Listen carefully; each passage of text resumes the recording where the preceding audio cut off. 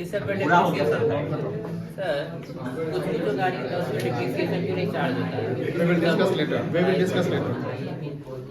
हाँ, बात नहीं करें प्लीज, बात नहीं करेगा। आज नया चैप्टर शुरू हो रहा है तो काइंडली शांति बनाए रखेंगे।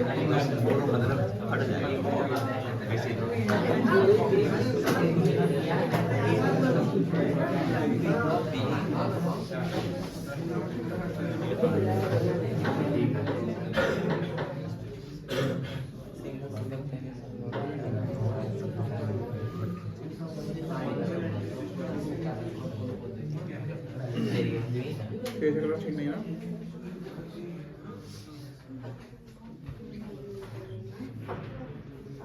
आज का लेक्चर 1 होगा।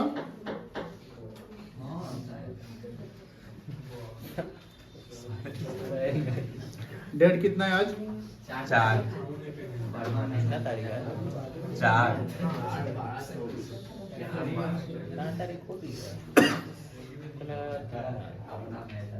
बात है। अकाउंटिंग फॉर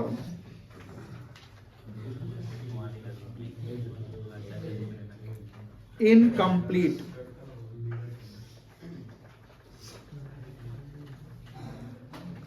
रिकॉर्ड्स और सिंगल एंट्री सिस्टम, ये चैप्टर नंबर 20 है टीएस ग्लोबल में। 11th का इम्पोर्टेंट चैप्टर है, आगे भी इसका यूज है। इसके बाद आपके 2 चैप्टर बचेंगे, डेप्रिसिएशन और रेक्टिफिकेशन ऑफ एरर्स। ठीक है, आज ये आपका लेक्चर 1 है, अकाउंटिंग फॉर इनकम्प्लीट रिकॉर्ड्स। अभी आपने नोट्स में कुछ लिखा था, नोट्स में आपने 2 चीज का मीनिंग लिखा है, एक डबल एंट्री सिस्टम क्या होता है और एक सिंगल एंट्री सिस्टम क्या होता है। उस डबल एंट्री सिस्टम से पहले ऊपर एक कोड्स, एक लाइन लिखा हुआ था, वो एक सेंटेंस था, where is money there is accounting. आप में से एक बच्चा बोलता है कि सर इसका क्या मतलब बनता है? ठीक है, एक minute please please. Where is money there is accounting. जब 11th आपका स्टार्ट हुआ था, जो 11th के स्टार्टिंग से ज्वाइन किए हुए हैं वो ये लैंग्वेज जरूर सुने होंगे, वहां स्टार्ट में भी होता है, where is money there is accounting. Where मतलब क्या होता है? जहां, कहां भी तो हो सकता है। Where is money there is accounting, इसका हिंदी अगर मीनिंग निकाले तो क्या मीनिंग बनेगा? जहां पैसा है वहां पर अकाउंटिंग है। अकाउंटिंग को अगर लेमन मैनर में बोलते हैं, हिसाब किताब करना, यही ना होता है। अगर एक स्ट्रीट वेंडर है, ध्यान सुनिएगा, एक स्ट्रीट वेंडर या स्मॉल बिजनेसमैन है जो proper books of account maintain नहीं करता है, किराना दुकानदार, समोसे वाला, चाट वाला, पानी पूरी वाला, कोई भी इंसान, छोटा छोटा सैलून वाला वगैरह, तो वो सब अगर proper books of account maintain है, उसके बाद पूछे कि भैया इसका जर्नल एंट्री कर लीजिएगा, हम पैसा दे रहे हैं, या क्या होगा जर्नल एंट्री? बोले भैया हमको पता नहीं। बोलेगा ना, आप सैलून जाते होंगे, आप बाल कटवाते होंगे, आप पैसे देते होंगे, वो एक आपको हो सकता है कि वो एक डायरी रखता होगा, है ना, डायरी लिखता होगा कि हाँ ये, क्योंकि उसके पास हो सकता है कि 4 स्टाफ है तो कौन कितना काम कर रहा है, लेकिन वो एंट्री नहीं कर रहा है, वो रिकॉर्ड कर रहा है कि हाँ आज की ये इस पर्सन से इतना इनकम हुआ, इससे इतना इनकम हुआ, आज कितना कमाई हुआ, यही ना करता है। वो रिकॉर्ड डेली करते हैं, लेकिन उसके अंदर में एक सेंस तो होता है कि भैया ये रिकॉर्ड है तो वो साल भर में कितना कमाई हो गया होगा, ये तो निकाल लेता होगा कि साल भर में ये डायरी, अगला साल हम नया डायरी खरीद लेंगे, है कि नहीं? ये तो जनरली होता है, ये छोटा मोटा बिजनेसमैन भी करता है। मतलब एक छोटा से छोटा बिजनेसमैन, उसके पास अगर मनी इन्वॉल्व है उसके बिजनेस में, जहां मनी इन्वॉल्व है वहां पर हिसाब किताब है। Where is money there is accounting. अगर पेरेंट्स आपको 100 रुपए, 500 रुपए, 1000 रुपए देते हैं कि जाओ बेटा सब्जी लेकर आओ या सामान खरीद के लाओ, आप लेकर आते हैं, कुछ पैसे आपके बच जाते हैं, मम्मी जरूर हिसाब मांगते होगी क्या कुछ पैसा बचा कि नहीं बचा, ऑब्वियसली मांगती होंगी।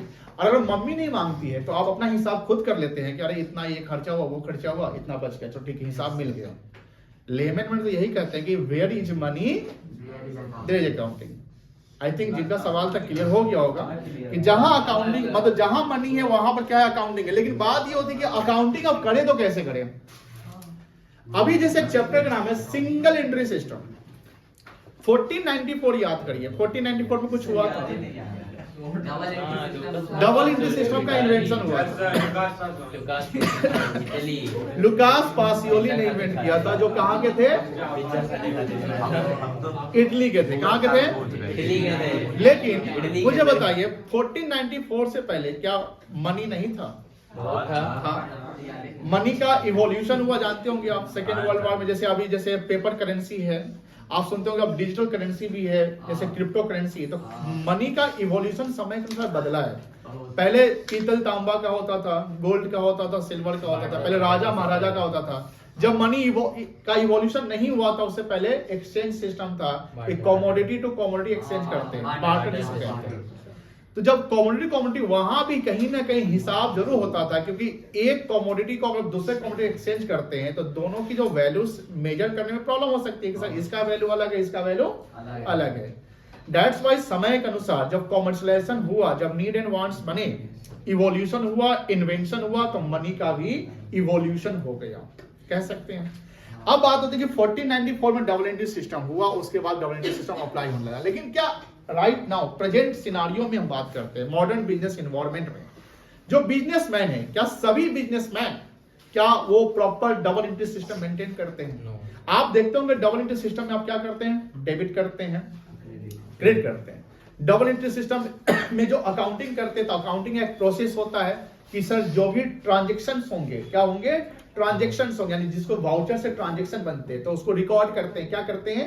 रिकॉर्ड। तो रिकॉर्ड करने के लिए जर्नल करना है, फिर उसको क्लासिफाई करते हैं, तो उसको आप क्या करते हैं? लेजर करते हैं, जो उसको पोस्टिंग करते हैं, देन ट्रायल बैलेंस बनाते हैं। आपने अभी जस्ट फाइनल अकाउंट पढ़ा, फाइनलाइज करते हैं फॉर द ईयर का कितना प्रॉफिट हुआ, प्रॉपर हिसाब किताब की, डेबिट कितना, क्रेडिट कितना, बैलेंस शीट कितना। लेकिन क्या जो स्मॉल बिजनेसमैन है, एक पड़ोस में जो किराना दुकानदार है, एक सैलून वाला है, एक सब्जी वाला है, एक स्ट्रीट वेंडर सब है, एक छोटे छोटे ट्यूशन कोचिंग वाले हैं, उनके यहाँ भी तो इनकम रिसीट हो रहे हैं, पैसे आ रहे हैं, लेकिन क्या proper books of account maintain होता है? तो आपका जवाब होगा सर नहीं होता है। सर हम लोग भी देखते हैं, आप में से भी कुछ का दुकान वगैरह होगा, पेरेंट्स चलाते होंगे, तो वहां पर क्या होता है कि सर एक डायरी होगा, उस डायरी में क्या होगा?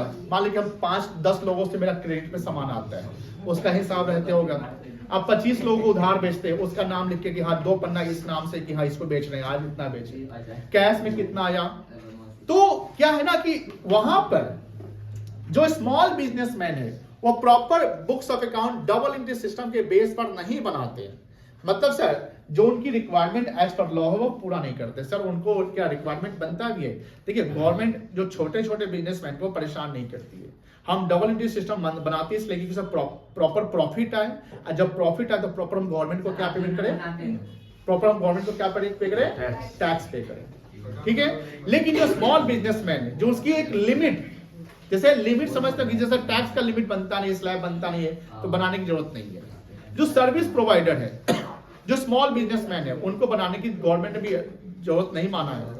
अब अपने से एक बच्चा सवाल आता है, सर आप मेंटेन करते कि नहीं करते हैं? तो मैं मेंटेन नहीं करता हूँ, क्योंकि मैं एक स्मॉल कोचिंग बिजनेसमैन में आता हूँ, स्मॉल सर्विस प्रोवाइडर में आता हूँ। That's why I am not maintaining the double entry system. लेकिन सर अब आपका सवाल होगा कि सर जो इंसान डबल एंट्री सिस्टम मेंटेन करता है, ध्यान सुनिएगा, जो इंसान या जो बिजनेसमैन, जो organization double entry system maintain करता है, सर सिर्फ वही टैक्स देता है कि अगर सिंगल एंट्री वाला है वो भी टैक्स देता है? जो सिंगल एंट्री मेंटेन करता है वो भी अपना प्रॉफिट निकाल लेता है, उसको भी पता है कि कितना सैलरी बनता है, कितना इनकम बना वगैरह वगैरह, कितना कहां से इनकम हुआ। इनकम टैक्स जो सिंगल एंट्री बना रहा है वो भी देता है। लेकिन सर सब देता है क्या? नहीं, बहुत लोगों का कैश में डीलिंग होता है। कुछ लोग ऐसे हैं जो स्ट्रीट वेंडर है, डेली का 5 रुपया कमा लेते होंगे, होता है ऐसा, देखते होंगे कि एक स्ट्रीट वेंडर उसके हमेशा भीड़ लगा रहता है और डेली का 5-7 हजार कमा लेता है। अब डेली का 5-7 हजार कमा लेता है तो महीने का एवरेज कर दो तो 1 लाख रुपया एवरेज कर दो, तो साल भर का कितना हो जाएगा? 12 लाख, 10-12 लाख तो आराम से कमा लेता है। लेकिन पूरा का पूरा डीलिंग क्या होता है? उसका कैश में होता है, कच्चा होता है। एक सैलरी एम्प्लॉय अगर 5 लाख सैलरी है, 6 लाख सैलरी, तो उसके टैक्स बन रहे हैं। लेकिन जो स्ट्रीट वेंडर, जो थोड़ा सा नामी स्ट्रीट वेंडर है, उसके यहाँ भीड़ रहता है, हमेशा भीड़ रहता है, तो भी साल का 8-10 लाख रुपए आराम से कमा लेता है आज के समय में। जो पढ़ा लिखा कोई कॉर्पोरेट जॉब कर रहा है उससे ज्यादा स्ट्रीट वेंडर कमा रहे हैं। लेकिन बात यह है कि अगर प्रॉपर आपके पास हिसाब है तो आप टैक्स दे रहे हैं, प्रॉपर हिसाब नहीं तो आप टैक्स बचा भी सकते हैं, छुपा भी सकते हैं, चुरा भी सकते हैं, कोई दिक्कत नहीं है। तो हमारा जो चैप्टर है, बात नहीं करेंगे, हमारा जो चैप्टर है अकाउंटिंग फॉर इनकम्प्लीट रिकॉर्ड्स, ये क्या कहता है कि सर हम जो अकाउंटिंग करेंगे उस रिकॉर्ड्स का करेंगे जो इनकम्प्लीट है, यानी स्मॉल बिजनेसमैन जो proper books of account maintain नहीं किए हुए हैं उसका हमको proper books of account maintain करना है, और proper books of account maintain करके उनके प्रॉपर बैलेंस शीट क्या होते हैं, प्रॉफिट क्या बने, वो हमको निकालने पड़ेंगे। यानी जो स्टूडेंट्स एज स्टूडेंट आप जो बनाओगे, आप जो हिसाब करोगे वो किस बेसिस पे करोगे, सिंगल एंट्री पे कि डबल एंट्री पे? आप करोगे डबल एंट्री पे, लेकिन डबल एंट्री पे कौन सा अमाउंट, कौन सी चीज का? Single entry. यानी जिसने सिंगल एंट्री पे बना रखा है उसको आप ठीक करोगे, उसको आप सजाओगे, उसको प्रॉपर मैनर में लाओगे। हाँ सर आपका इस साल का इतना प्रॉफिट बना, आपके इतने कैपिटल बनते हैं, आपके इतने लाइबिलिटी बनते हैं। आपने जो लाइन जो कॉन्सेप्ट लिखा है, क्या लिखा है बताइए? डबल एंट्री सिस्टम लिखा, क्या लिखा? बहुत लोग नहीं लिखे लगता है, कोई बात नहीं। डबल एंट्री में क्या लिखा आपने? All types of monetary transactions are recorded on double entry system basis where one accounting money range accounting. फिर उसके बाद सिंगल एंट्री लिखा, जनरली स्मॉल बिजनेसमैन कुछ ऐसा लिखा होगा, क्या लिखा है? The transactions were maintained by small businessmen and their monetary records, which are incomplete, that is called single entry. कोई दिक्कत नहीं है। चलिए अब यहाँ बात करते हैं, ध्यान से देखिएगा बउआ, यहाँ ध्यान से देखिएगा। अब थोड़ा सा न्यूमेरिकल्स पे आते हैं। आप में से कितने लोग अकाउंटिंग इक्वेशन पढ़े हैं? ये नहीं पढ़ा है। Capital equals to liabilities plus via formula. Accounting equation approach आप में से बहुत तो पढ़े होंगे। उत्कर्ष आप ही बताइए क्या इक्वेशन बनेगा? A is equals to C plus, ये कभी नहीं सुधरने वाला है बच्चा। और आज हम आपको वार्निंग दे रहे हैं, 1 मिनट, 9-10 बजे आप क्लास ऑफिस से मिलेंगे और अपने पेरेंट्स से हमको बात करवाइए, आपका इलाज करवाना पड़ेगा। आप यहाँ करने के आते हैं, आप करने के आते हैं, आप पढ़ते हैं, आप पढ़ाई करते हैं।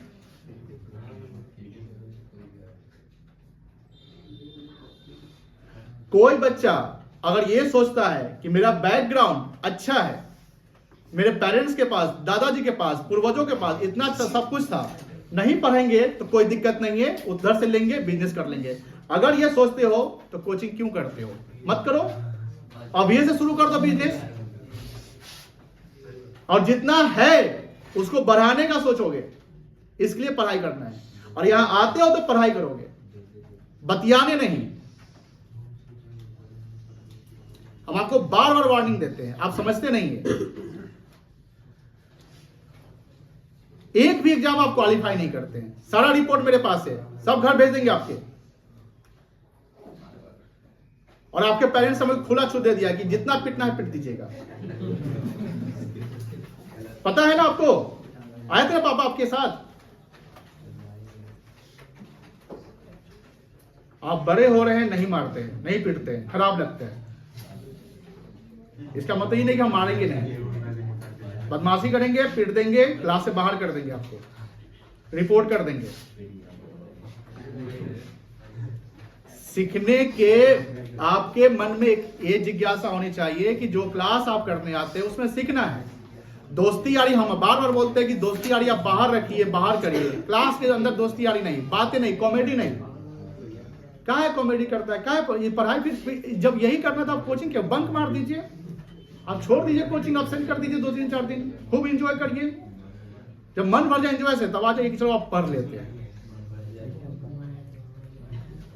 पढ़ाई पे फोकस करना है, सबसे अल्टीमेट एम आपके लाइफ में, सबके लाइफ में एम है। पढ़ाई से कोई मजाक नहीं, हम कॉम्प्रोमाइज भी नहीं करेंगे पढ़ाई से। अब आपका 100% फोकस इधर होना चाहिए, ध्यान रखिएगा। और आपको किसी बच्चे से डिस्टर्बेंस है तो सीट चेंज कर लीजिए। डिस्टर्बेंस है आपको, वहीं बैठेंगे।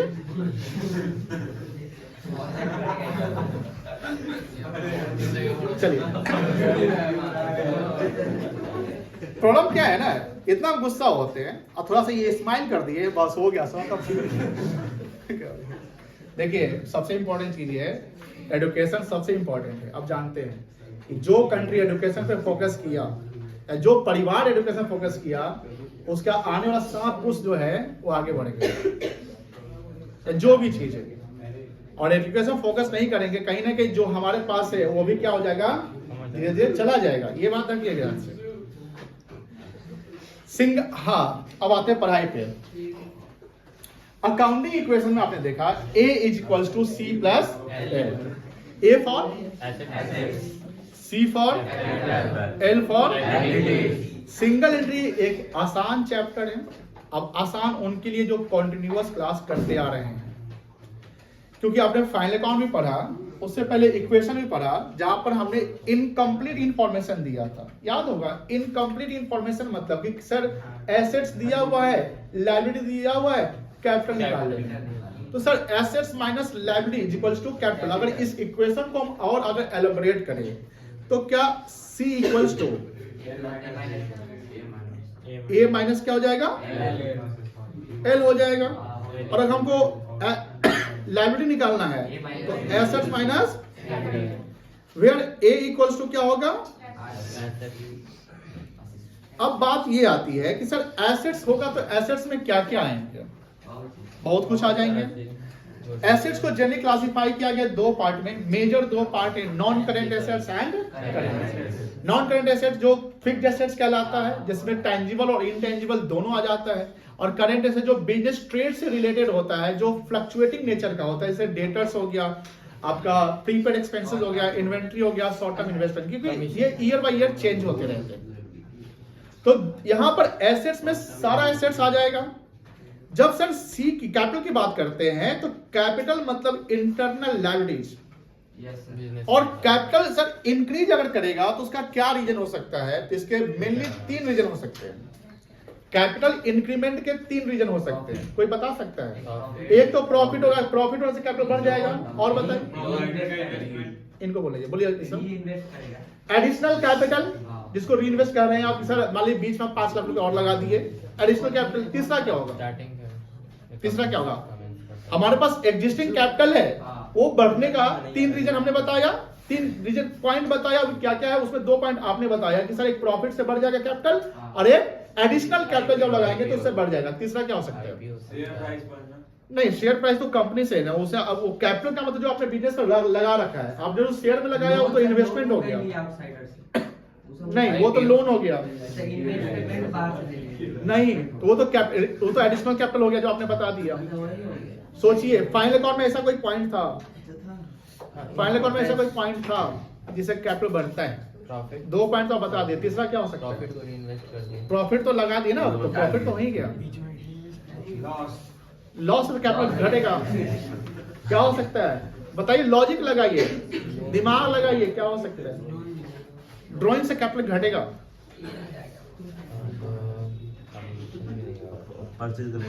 Interest on capital.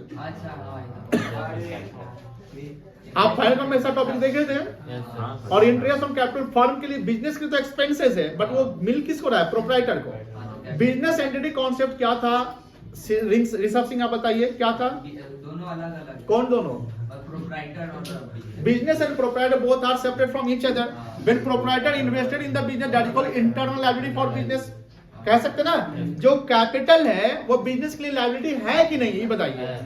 सर है, बट कौन सा लायबिलिटी है, इंटरनल लायबिलिटी है। तो बिजनेस का मतलब हुआ कि जो बिजनेस में पैसा प्रोप्राइटर ने लगाया, इसका ये मतलब थोड़ी कि पूरा पैसा अपने घर का सब कुछ पूरा लगा दिया। वो उसके मामले में 2 करोड़ का वेल्थ है, 2 करोड़ का वेल्थ है, वो सोचता है कि 1 करोड़ बिजनेस में लगाते हैं, 1 करोड़ अभी हम इन्वेस्टेड शेयर मार्केट में लगा देते हैं। ऐसा हो सकता है कि नहीं हो सकता है। तो बिजनेस के लिए 1 करोड़ की लायबिलिटी बन गई।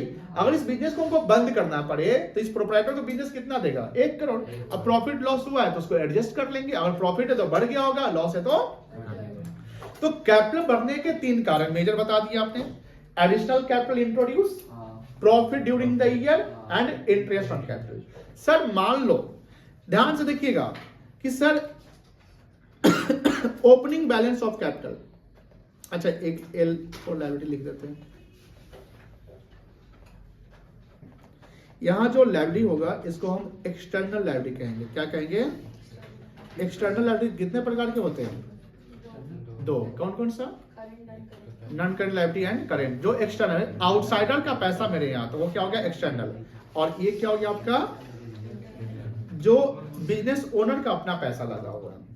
अब यहां पर जैसे एक पॉइंट है कि सर मान लीजिए ओपनिंग बैलेंस क्या होता है?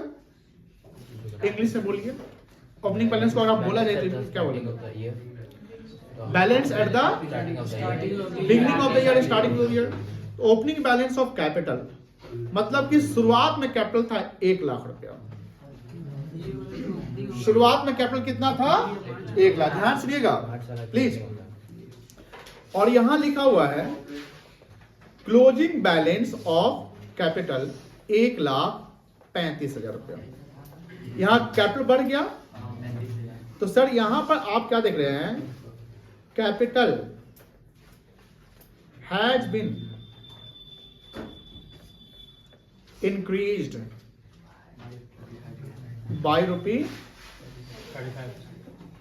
सर इसके 3 रीजन आपने बताया कि 3 रीजन हो सकता है। यहां रीजन मेंशन नहीं है, मतलब कि एडिशनल कैपिटल होगा, प्रॉफिट होगा, इंटरेस्ट ऑन कैपिटल, कोई रीजन मेंशन नहीं है। और 35 साल से कैपिटल बढ़ा हुआ दिख रहा है। क्या मानना पड़ेगा? प्रॉफिट। 2 बच्चे बोल रहे हैं, और सब बोलिए क्या माने? क्या एडिशनल माने, इंटरेस्ट माने कि प्रॉफिट माने?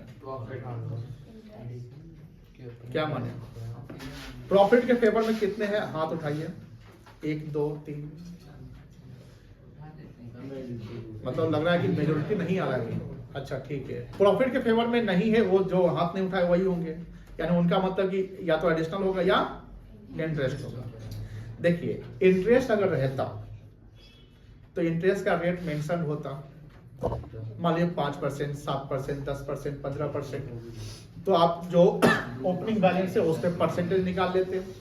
लेकिन यहाँ तो इंटरेस्ट का रेट मेंशन नहीं है, तो आप इंटरेस्ट मान ही नहीं सकते। तो पहला पॉइंट खत्म। दूसरा, एडिशनल ड्यूरिंग द ईयर, यानी ओपनिंग और क्लोजिंग के बीच में 12 महीने का गैप है। तो 12 महीने बाद क्या किया? बैठल थे क्या? क्या किया? व्यापार किए। तो व्यापार किए तो क्या कुछ प्रॉफिट वगैरह बनाए होंगे? और मेंशन ही नहीं है कि सर एडिशनल कैपिटल लगाया गया है, तो मानेंगे नहीं लगाया। तो क्या हुआ? प्रॉफिट हुआ।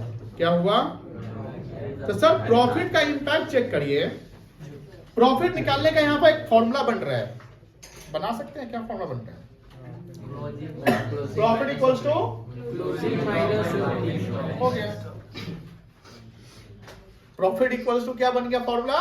Closing capital minus opening capital. कोई दिक्कत नहीं है।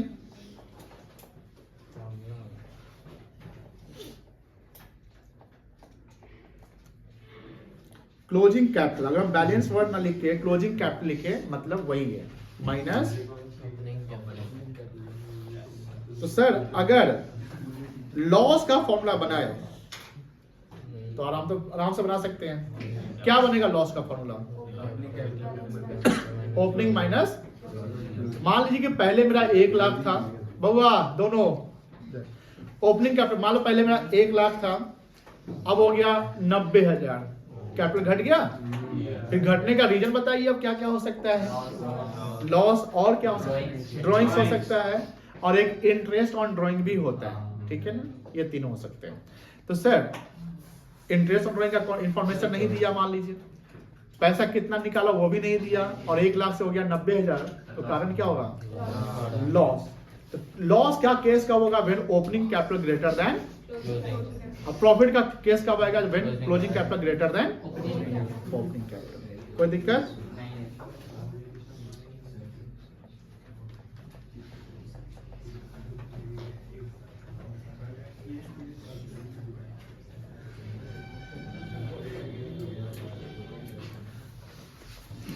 इसको थोड़ा नोट डाउन कर लीजिए पहले। यहीं से लिखवाया ना, चैप्टर लिखे हुए हैं। बेटा नोट करो, आप एक पेज छोड़ कर नोट करिए कहने के लिए।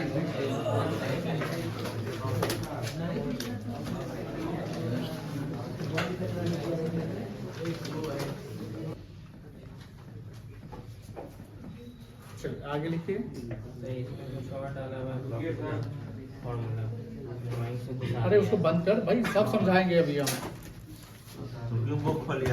आज आपका पहला लेक्चर है, आज अभी बेसिक्स बता रहे हैं, ठीक है ना, डोंट वरी, वो सब आ जाएगा, आपके सारे डाउट्स क्लियर कर देंगे। जब चैप्टर एंड होगा ना तब किताब पढ़िएगा, बोलेगा सर ये नहीं बताए थे, तो हम कहेंगे ठीक है बता देते, वैसा होगा नहीं, सारा बता देंगे। बहुत सारी चीज़ आए प्लस माइनस हो गए जो हमने बताया नहीं, अभी तो सिंपल फॉर्मूला बताए, उसमें और कुछ ऐड होने वाला, डोंट वरी। अब हम कॉम्प्लिकेशन से शुरू करेंगे तो बस हो गया, आधा बच्चा कहेगा समझ में नहीं है, आधा से अधिक बोलेगा समझ में नहीं, ये सिंपल से चलते ना। The reasons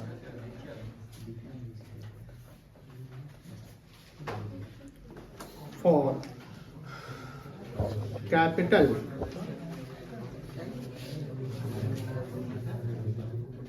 increases. The reasons for capital increases from previous year to current year. कितना रीजन बताए थे? क्या क्या है? एडिशनल कैपिटल, रीइन्वेस्टमेंट और profit. Additional capital,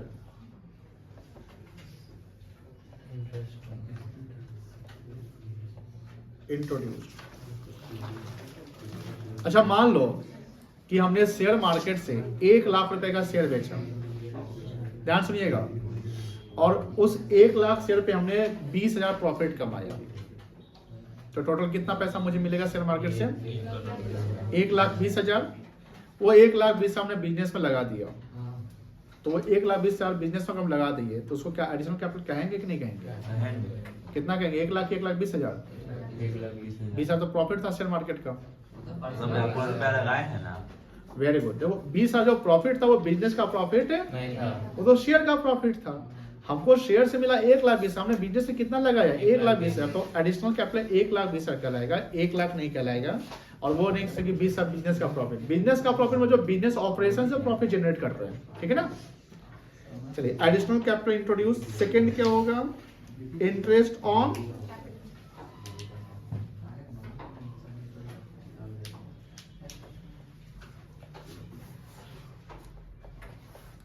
third profit during the year.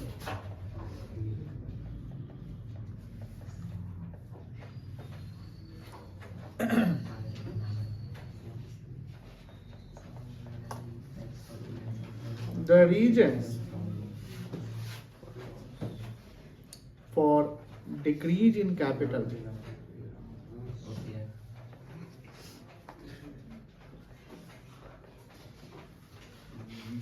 from previous year to reserve current year. क्या क्या है बताइए, रूपक बताइए तो क्या क्या है reason for decrease in capital? Loss during the year. और बताइए।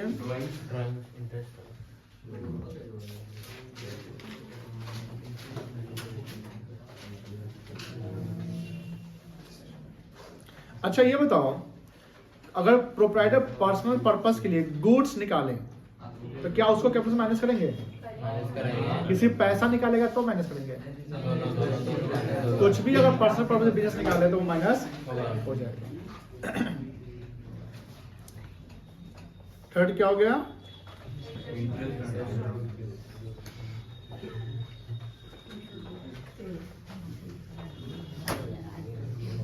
Interest on drawings. छूट गया। सर इंटरेस्ट ऑन ड्रॉइंग मतलब क्या? जैसे पैसा जैसे आप बिजनेस से निकाले तो बिजनेस का एक वहाँ पे अपना पॉलिसी होगा कि अगर पैसा आप निकालिए आप लगाएंगे तो हम आपको इंटरेस्ट देंगे, अगर आप निकाले तो बिजनेस इंटरेस्ट चार्ज करेगा। चार्ज करेगा तो नहीं ये चार्ज बिजनेस का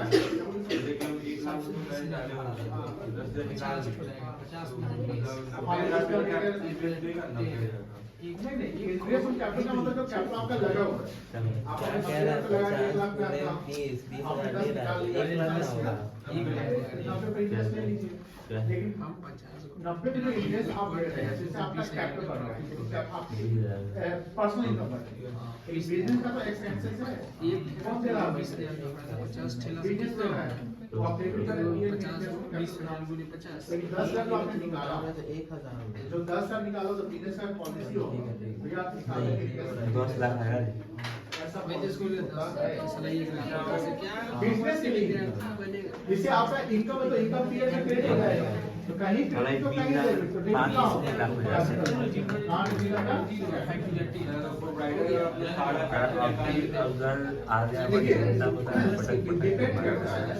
अगर मान लीजिए आप प्रोप्राइटर से लीजिए, हमने कल भी बताया था कि जब सेल्फ एम्प्लॉयड होते हैं तो सेल्फ एम्प्लॉयड में वर्क लाइफ बैलेंस का कॉन्सेप्ट नहीं आता।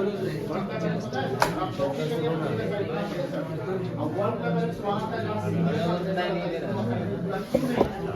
एज ए की है मेरे पास रिजल्ट नहीं है आप कब आएगा वो ये नहीं है बेटा जो मुझे ना आप ये सिग्नल है अरे आज ही आपको असाइनमेंट पूरा करना था तो मेरे पास प्रेशर आ रहा था तो फ्रस्ट्रेशन क्रिएट हो रहा है सेल्फ एम्प्लॉयड को फ्रस्ट्रेशन क्रिएट नहीं होता करवाएगा ना सब अब प्रोप्राइटर पूरा पैसा क्यों निकाल बताइए अगर उसकी इमरजेंसी वगैरह हो गया निकाल ले कैपिटल उसका जीरो हो जाएगा।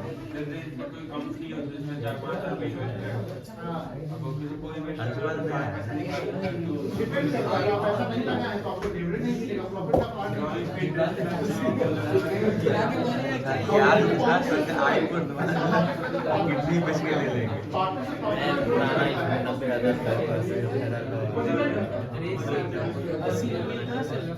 कितने का है? आईफोन कितने का है? भाई ये पढ़ ले कितने का क्या है वो सब बात ये नहीं कर पाएगा, मल्टीप्लाई हो नहीं रहा है इसको हम बोले हैं कि 50 को 20,000 से मल्टीप्लाई करो 1 लाख हो जाएगा 50 को 20,000 मल्टीप्लाई 50 तो 1 लाख गलती कर दिया सर, तो बताओ कितना होगा। सर मानता है 50 मूल रख के लाख पड़ेंगे ये लिख लिया यहाँ तक हो गया। अब एक एग्जाम्पल लिखिए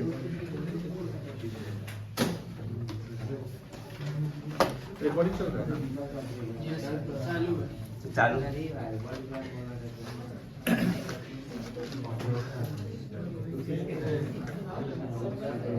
मिस्टर सूरज हाँ बुआ please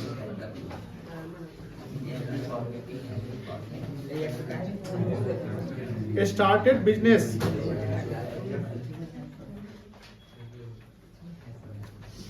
with capital of rupee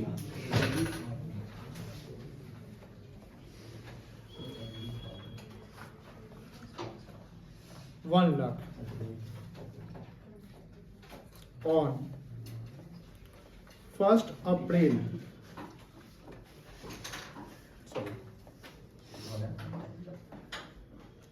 23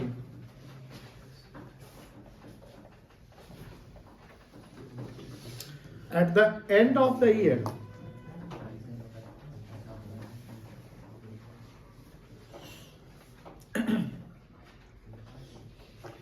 his capital balance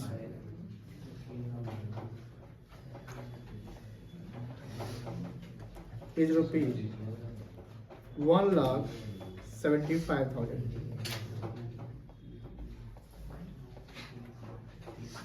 Find out net profit or loss during the year.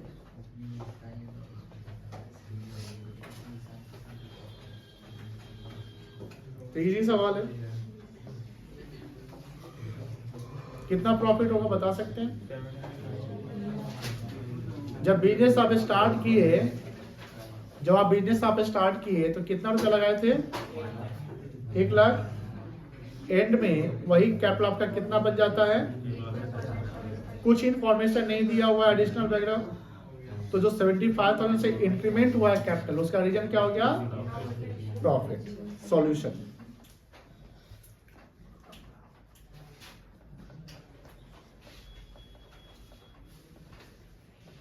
Net profit is equals to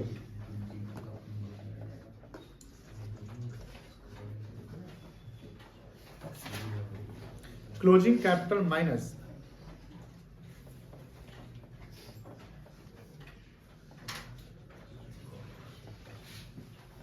opening capital. कितना था क्लोजिंग कैपिटल बेटा? 1,70,000 और ओपनिंग कैपिटल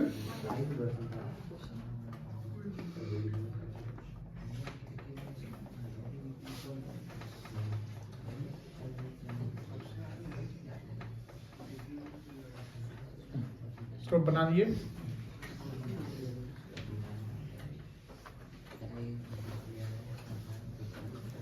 क्या करो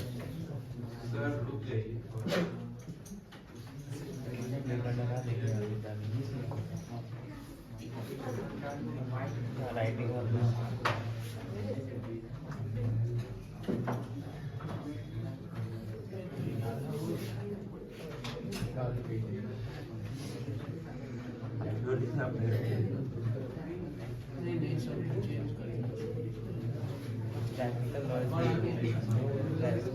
सॉल्व कर सकते हैं। एग्जाम्पल 2 सॉल्व करिए।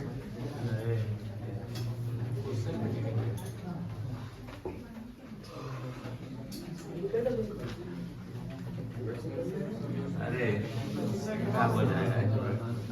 25,000 क्या हो गया? लॉस का फॉर्मूला क्या लिखे थे? Capital minus closing capital. बस कर लीजिए, हो जाएगा। हाँ हो गया सर। करिए, आप क्वेश्चन भी लिखेंगे। क्वेश्चन प्रैक्टिकल हम लोग को नॉलेज दे रहे हैं, उसको बताया जा रहा है हर चीज करवाना चाहिए कंप्यूटर से। तुम कंप्यूटर का सीवी आता है?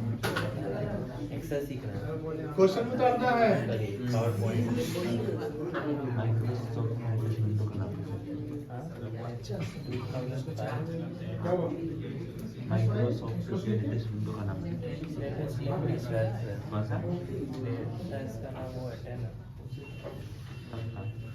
जो भी 14, 15, 16, 20, 21 जो आया है नाम माइक्रोसॉफ्ट विंडो का नाम नहीं पता है।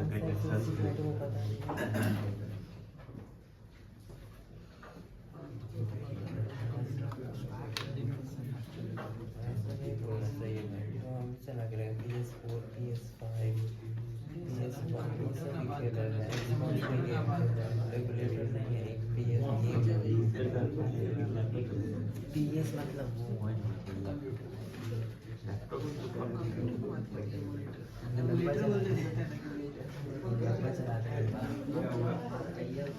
बता डीप थ्रोट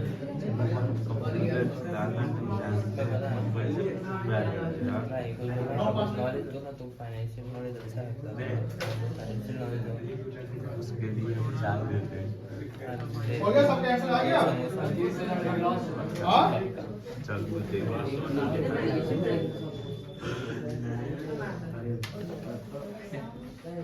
आज स्टॉक मार्केट क्या कर रहा है, गोल गोल घूम रहा है क्या? आज के लिए हमको मोबाइल खोलना पड़ेगा। सर मार्केट का क्या हाल चाल है? तुम डूब गया है। मार्केट आज बढ़िया है। आज बढ़िया है। अरे अब तुम बोल दिया है ना। लग गया। नींबू और मिर्चाई करीब माला वाला चला दीजिए मोबाइल पे। सुबह सुबह से इसका शक्ल नहीं दिखता है, तो मतलब आगे नहीं आंसर इसका नहीं, कलर बहुत डाउन गया था।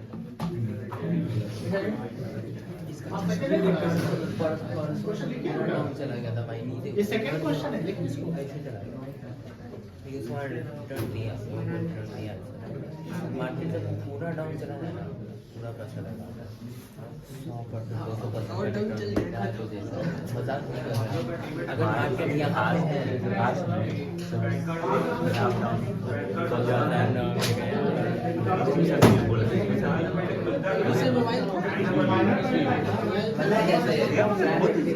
वैसे नहीं होता था, जैसे वो होता है ना भाई स्टॉक फिर भी 500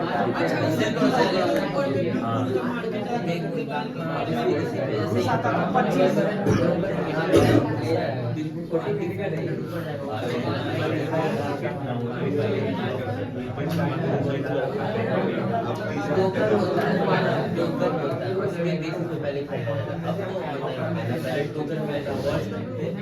के बेसिस पे करता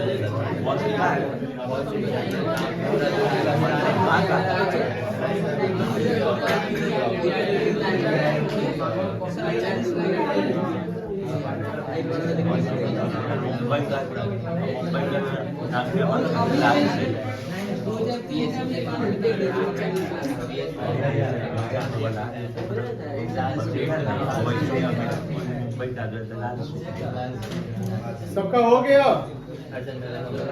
हाँ, लॉस नहीं आया? आ गया लॉस? लॉस का फॉर्मूला क्या बनेगा?